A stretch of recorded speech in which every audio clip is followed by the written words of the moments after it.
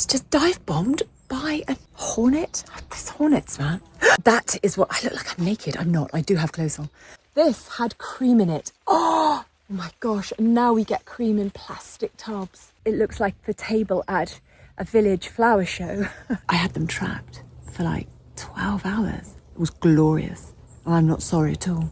Here are some of my favourite cottage garden flowers from my own garden this summer so far. Noon today, just up in the square for celebration of Sussex Day. Hurrah! Thank you very much.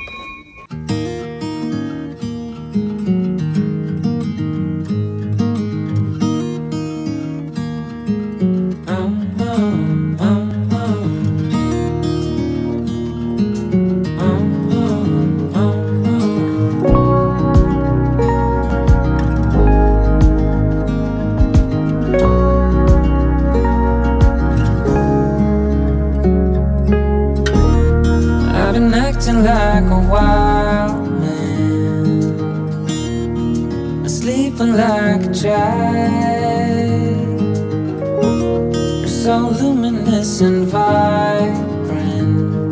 I'm always in bloom for you, always in bloom, always in bloom for you.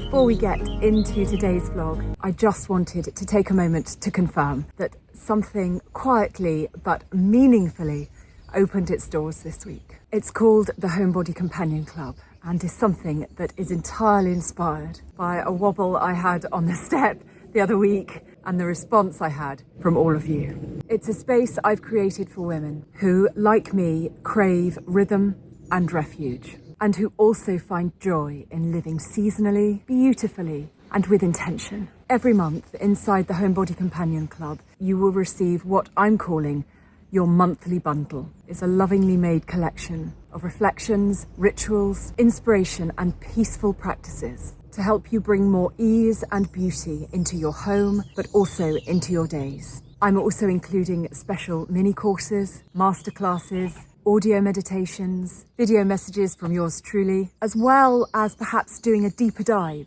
into the lifestyle aspects of what I create. Recipe, decor, entertaining ideas, and possibly most importantly, a gentle community connection. Everything's designed to feel like you're having a cup of tea with a dear friend who just gets it. The price, £17 a month. You can cancel at any time. I've priced it in a way that enables it to remain sustainable for me to make and hopefully accessible to those who need it most. There's no pressure to join. This isn't for everyone. And these YouTube vlogs are not going to change at all. But if something in you is craving slower rhythms, more peace at home, more guidance in the everyday, then you might just feel at home inside the Homebody Companion Club. I'll leave the link below if you'd like to take a look. And whether you join or not, I am so grateful to have you here, sharing the start of a glorious summer here in the English countryside. Okay, let's get on with this. We've got a lot to cover. It's a special one this week. This week has been life-affirming in the simplest of ways and through such unexpected moments. And I'm so excited to share them with you. Earlier this week, I went to a flower sale. It was run by the sister of someone that I've known for years. The friend that I've known for years is Lucy, and her sister is Laura. Lucy runs an amazing event called the Country Brocante, which is at Daylesford and Thyme and where else? Cowdrey. And this summer, it's just down the road from me here. So she's built this super successful event, which is amazing. I've been to several of them. Her sister is a florist and grows flowers. And she started this event, which is just flowers and just plants. And it's all British growers. So that was earlier this week. And I knew it would be a hot day. And I knew I needed to take a time out, like a morning off. My hair's doing something annoying. It's pulling. So I went with my lovely daughter, who has been doing work experience this week with me. So I have been showing her the behind the scenes on all of the, well, everything actually, from deli to new shop to digital creation. We've done it all this week. And she has been amazing. I mean, I want to like whip her out of school and say, no, that's fine. You're done with that now. You can come work with me. No, you don't need an education, which is bizarre because I'm obsessed with education. My hair was really pulling. But I went to this flower sale, about a half-hour drive, and it was on a farm.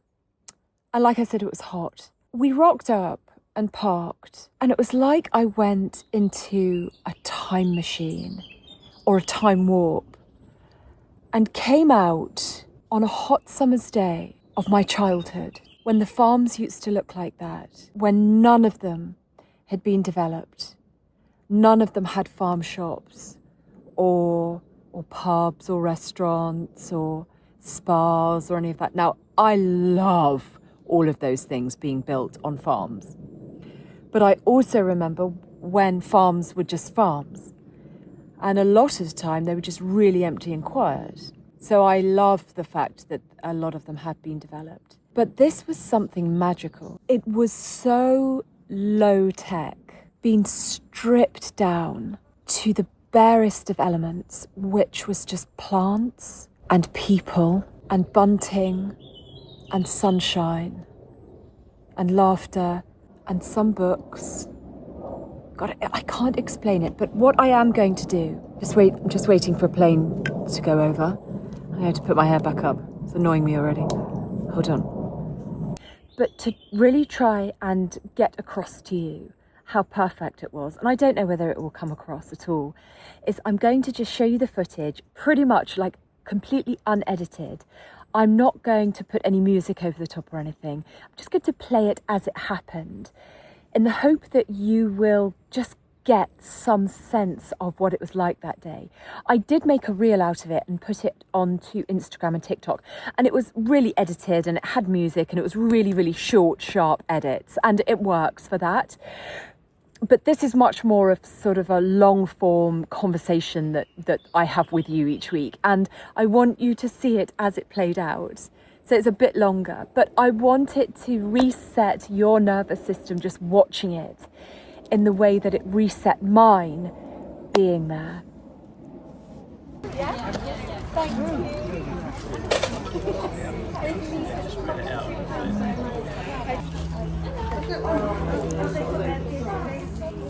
So if you get them in the ground, this is well, yeah, this one's yeah, looks like the same.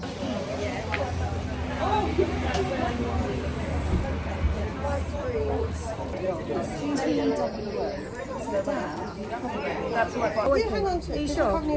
Yeah, thank you. Because it's Yeah, it's not far from you. Yeah, there is her. Yeah. Right. Alright, I'll get them out of it. I'll keep them over here. Shall I give you what that's got the dates and like Whatever you want to. Get to know.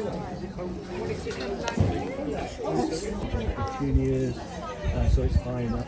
And then in the autumn, I put very large red cinnamon. he's had this kind of stuff. I think that I was supposed to find to sit down and bang. Oh, thank you. Can't help but enjoy it.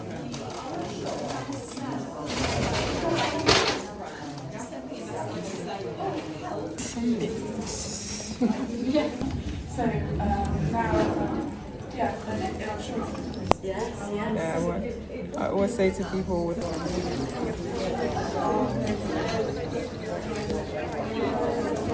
Immediately feel I like switch off.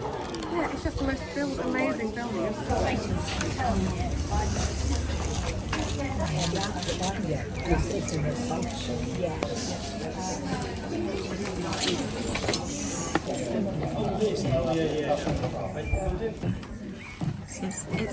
It's almost friendly.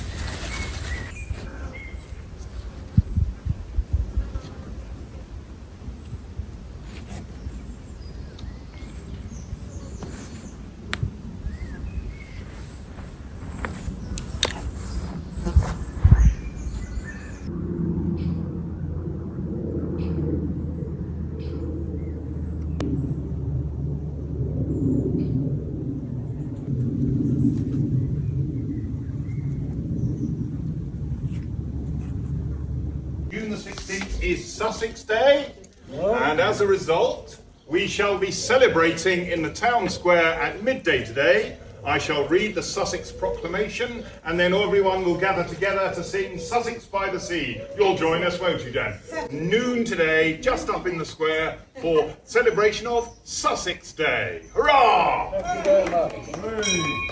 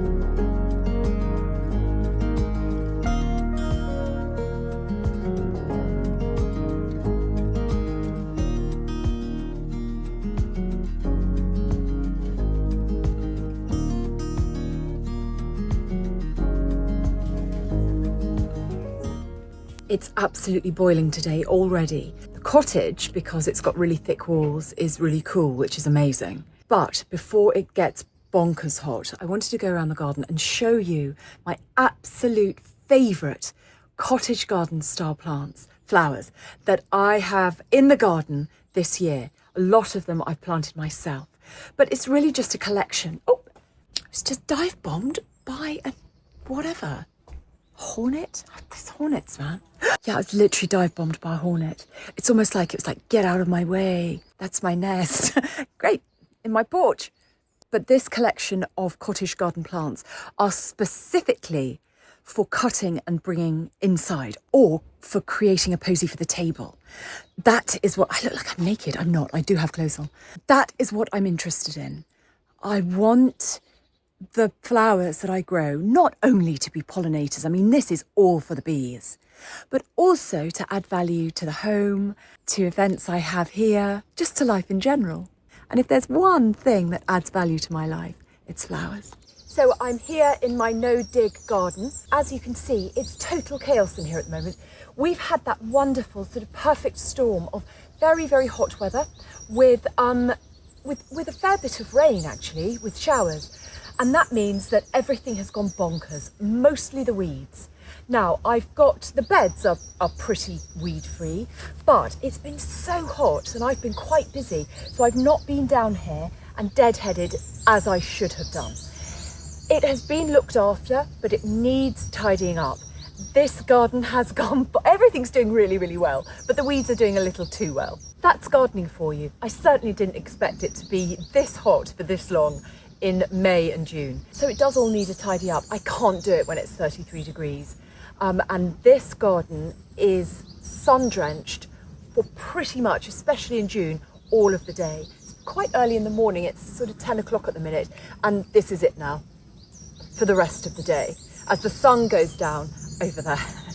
So I'll come down in the evening and give it a good tidy up, I think, but right now it's bonkers. Here are some of my favourite cottage garden flowers from my own garden this summer so far, and how I'm styling them. This is where all of those jam jars and random receptacles come in really handy.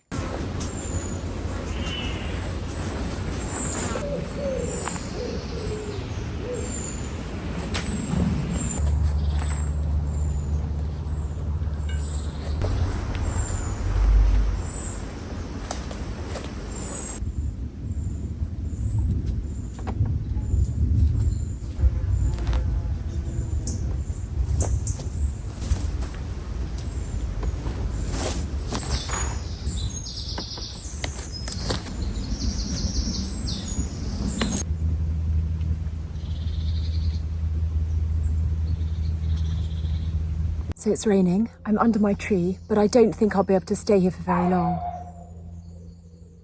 It's one of those amazing days where it's really, really warm, very, very still. And it oscillates between bright sunshine and then it's cloudy and now it's raining, but it's quite nice that it's raining. But I thought I'd show you the flowers. And this is just a selection. And this is why I would so encourage you to grow your own flowers for this time next summer. So I've got my stocks. I've spoken to you about the stocks before. I would buy these as a plug plant or a small plant if you don't want to grow them from seed. I don't think you have to grow everything from seed at all, especially if you're short on time. But the joy they give you is the same. I left these to go for a bit too long on the plant, so some of them have dried out there, but now I've cut them, I'll get more. That's a great thing about stocks. As they're such a quintessential cottage garden flower, I've put them in this floral jug that reminds me of one that my granny had. I just think they suit it. The last of the peonies. Can't see how these look right now because of the way my phone is, but I hope they're looking all right. This is the last of the peonies. They're essentially a spring flower and they're pretty much over now, but I think this soft pink goes so well in the green glass. This particular variety of peony is called Bowl of Beauty and it is vigorous. This is its 4th year and I have had 40 flowers. Amazing. Love it. I'm sad that they're gone. The first of the cornflowers. These are all I have at the moment, but there are so many more to come. I grew these from seed using the Alma-proof seed from their cottage garden mix, and I put it in this earthenware. Long stems, bee-friendly, gorgeous colours. So often we think of cornflowers as just having the deep cornflower blue, but these are beautiful. I love these. These are such fun. What have we got in here? There's verbena and there's mint and there's feverfew. And I bought these at the flower sale that you saw earlier in this vlog. So I didn't grow these, but I do have mint and definitely growing feverfew next year. Can you hear the rain? Gosh, I hope I'm not struck. Just a few more to go. There's so many. The first of the hydrangeas. These are my Annabelles. They're like giant pom-poms. Again, I don't know what you can see here. I think I need to shorten the stems a bit so that it just sits on the top of the vase properly. But I've tied them together. Yes, I do. I need to shorten the stems a bit so they sit on the top. So I'll do that. I want them to look like a giant sort of puff ball. I would highly recommend growing an Annabelle hydrangea. You just get so many blooms. And then if I leave them on the plant right the way through winter, I can cut them again, as you saw way back at the start of the year, and use them in the house. I put mine along the beams. Okay, what else do we have? Some poppies, just 2 in here. And then I always try and dry these little poppy seed heads. I think they're so beautiful in winter wreaths, even autumnal wreaths actually. And the flowers don't last for very long at all, but they've got really nice long stems. So they go into this little pot really nicely. Well, it's more of a bottle actually. Should have a cork in it, but now it's got poppies in it. More feverfew. Oh, I love them. And you can just pick a tiny little bunch like this and put them into a little bottle like this. This had cream in it. Oh my gosh. And now we get cream in plastic tubs. Good Lord. Just lovely. I bought this at the flower sale this week. Love it. I feel like I'm racing against time because of the wind. Rain. It's not windy. Sweet peas. First of the sweet peas. Love them. I love this pale colour here. Amazing, sort of a creamy, very pale ivory with this gorgeous lilac or violet trim. Very pale though. Absolutely perfect. And the scent from these is wonderful, and it's just outside the back door. And then the scent from the stalks fills that little garden, no-dig garden down there. So definitely for scent, sweet peas and stalks are perfect. And I've put them into this very pale bottle here. All the purples. So this little posy here is far too small for this jar.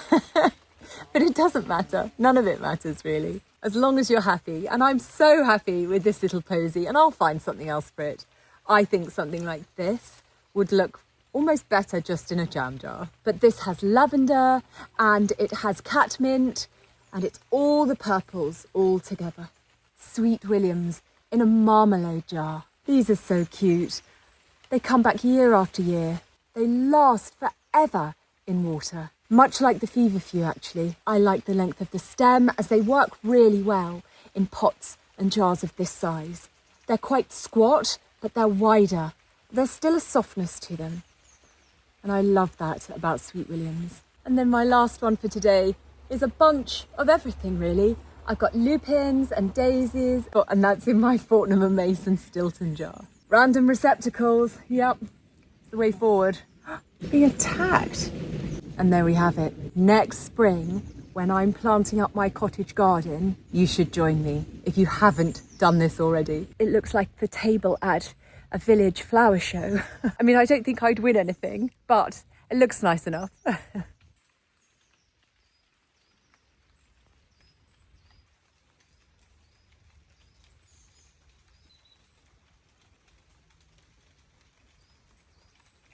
I'm currently sat in between two salvias. And I've got you in a plant pot. You can see it there. It's, what day is it today? It's Friday. I was in London most of the day yesterday. It was glorious. It was really hot, but I love London in the summer. It's just so wonderful. I walked with the twins from the city to, from Waterloo down to Tate Modern and then across the Wobbly Bridge, which is now 25 years old, across the Wobbly Bridge into the city and then down to, one of my children had a piano exam, so they were taking that. We came out, it was boiling, so we stopped off at Gale's and got an iced tea. And then after the exam, we walked out, went to the Ned Hotel for, they had like a mocktail, but we went with their piano teacher, who is amazing. He's such fun. He's so interesting to talk to. He's such a creative and creates music for film scores and things like that. So we went and just sort of said goodbye to the pressure of the exam. And then the twins and I walked from the city. That's where it's on Cheapside, I think, the Ned. Right up through the city. Actually jumped on the tube at St Paul's, got off at Tottenham Court Road, walked through Soho, got some noodles, and then walked back through Leicester Square, Covent Garden, out the other side, cross Waterloo Bridge, and then back into the car. So I drive up, it's quite a long way, but I knew we were getting back really late. So I park over the other side of the river, and then we drove home. It's just one of those perfect days. I don't know what was so perfect about it. I think the weather. I think that everyone in London yesterday was just so happy. It was just like a different world, and it was just perfect. But the children and I had a lovely, lovely time. I don't get the bad press, the amount of bad press. I shouldn't say, any of it, because it is hard to know what to do when your children are teenagers. You don't want to forget what it's like to be a teenager and to have all of those changes going on, and every single day is a new day to you. And this is what I didn't understand. When my children were little, I was like, oh, are you in the terrible twos yet? And I thought, I'm not going to label an entire year with the word terrible. I mean, they were brilliant when they were 2. That was great fun. But they were brilliant when they were 6. They were brilliant when they were 10. And they're brilliant now that they're teenagers. Now, I'm not sitting here saying that this is a breeze, because it's not. We all know it's not. But certainly, as it relates to the teenage years, I have made a conscious effort to try and remember what it was like when I was a teenager, because I struggled at that time in my life a huge amount. It was a torturous time, just in so many ways. How I felt in myself, how I felt in my body, how I felt in my mind, how I felt in my social circle or at school. Found it incredibly challenging. And I didn't know what was going on half the time. And I don't want to forget feeling like that with my kids. But yesterday was just wonderful. I mean, it was so wonderful. When we arrived in London, it was hot and it was like 1 or 2 o'clock in the afternoon. And one of them was a little bit quiet. And I thought to myself, they haven't eaten. I bet you they haven't had lunch, because we got into the car at like 12 o'clock and now it's 2. And sort of quiet, but, you know, erring on the edge of moody. And so I just thought, we need food. We just need food, and we need sugar because it's hot and we've got a long walk. So we just grabbed like iced tea and salmon bagels, and I can't remember what I had, and then it was all right. But they're just good company. And so yesterday was lovely, and I don't really get that like full days with them very much, because like they're at school or they're busy, they don't want to be with me. So I had them trapped for like 12 hours. It was glorious, and I'm not sorry at all. But what was interesting is walking through Soho with them on like a night that is just drenched in heat, you know, because everyone's on the streets and everyone's just drinking outside the pubs and bars and eating on the street. And that's how I remember Soho as a younger person, you know, in my 20s. I just graduated from drama school. That's how I remember Soho in the summer, drenched in heat, fun, noise, beautiful people everywhere. And to be walking through like that spot again with my teenage twins was just like this full circle moment. I don't want to be cliche, but it was. Oh, I loved it. I just quickly wanted to share something about this front door with you. Thank you so much for all of your suggestions on paint colours and paints. I was confused about what colour I should go for, but a couple of you mentioned a specific shade that immediately resonated with me. And I haven't had the opportunity to look into that shade specifically this week, but I know what it looks like and I know what it is, and I think it would be glorious. But I now need to start the process of really getting certain shades up close and personal with the door and then making the decision based on that. But a few of you did say, look, leave it as it is. It's a beautiful wooden door. Why would you want to paint that? Now, I understand this. I lived in a farm for a while and the front door was extraordinary. It was about this thick. It was wooden. It was made from, I think, just 2 pieces of wood. And it was glorious. I mean, it should be illegal to paint a door like that. This, however, isn't that. This is a wooden door, quite a thin one, with panels of tongue and groove stuck on the outside and on the inside of this thinner door. So this could be pine or ply. It's very thin, it's not very substantial, and it's simply been stained to be this colour. I promise I wouldn't paint a glorious wooden door, but this isn't that. So I think, in a way, painting it another colour would give it a real uplift, a facelift, a door lift. Yeah, can you hear it? It's hollow. I'm sat out here, the rain is getting heavier and heavier, and I do not want to go in. Don't get me wrong, I love the cosy months of the winter, but there's a freedom I crave and I only find it in the summer. So I don't like being inside when I don't have to be. I'm also at home alone, and that doesn't happen super often. So I quite like just being able to do what I like and not have to think about anyone else. I hope you have a wonderful week, whatever you have planned. If you do decide to join us in the Homebody Companion Club, I'm just delighted. And if you don't, I'll see you back here next week and on Instagram still. Cherry Men Love Living. I think I might leave these flowers here until the rain has passed, and then I'll bring them inside and I'll put them around the cottage. I think they'll look lovely everywhere.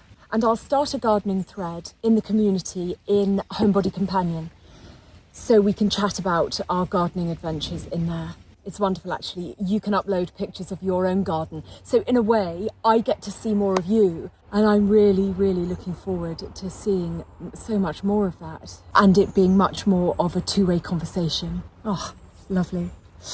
Okay, have an amazing week. I'm sending you lots of love. Bye.